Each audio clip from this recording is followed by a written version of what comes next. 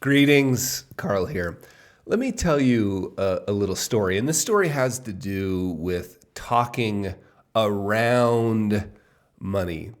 Have you ever noticed that we do that a lot? We talk around it because every time we go to talk about it, it ends up being sort of like grabbing an electric fence that you didn't know was electric, right? You thought you were just going to have a conversation about money. It's going to be a math conversation, isn't it? You know, spreadsheets and calculators. And then boom, we're fighting. How did we get fighting, right?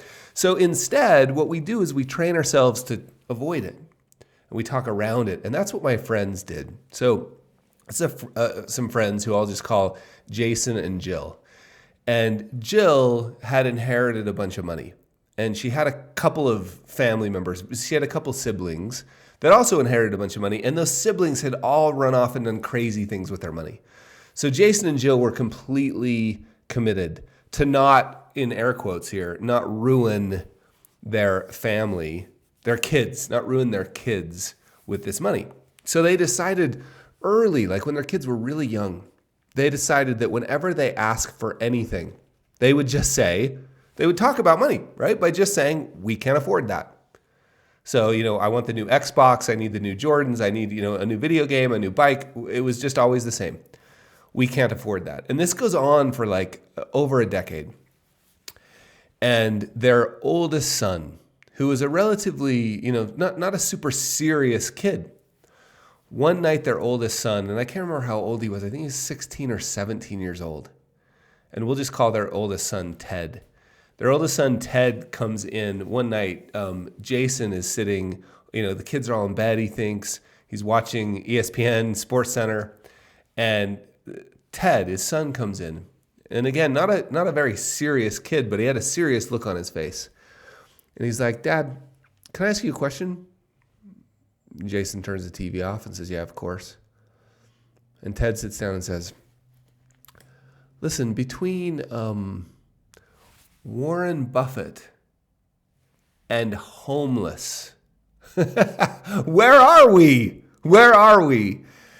That story was so interesting to me because if you think about well-intentioned behavior, right? We don't want to ruin our kids' money. We can't afford this.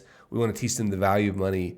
We want them to be secure with money, right? Like well-intentioned behavior. So the way we're going to do that is by saying we can't afford that. That was well-intentioned behavior that produced a suboptimal result, right? Like the goal was to help kids feel secure with money, to teach them the value of hard work. And instead it had just led to this complete unmooring, right? Like I don't even know where we are.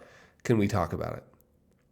So they learned at that point, they made a new decision, which was whenever their kids asked about money or to buy something, they would sit down and explain to them, right? And there was some form of the conversation which I loved, which was about, look, we've chosen to spend our money in different ways that are more aligned with what's important to us as a family.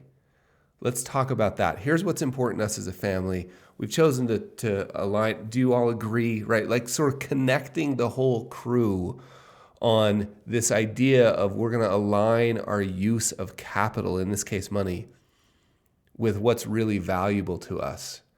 So now we can have that discussion.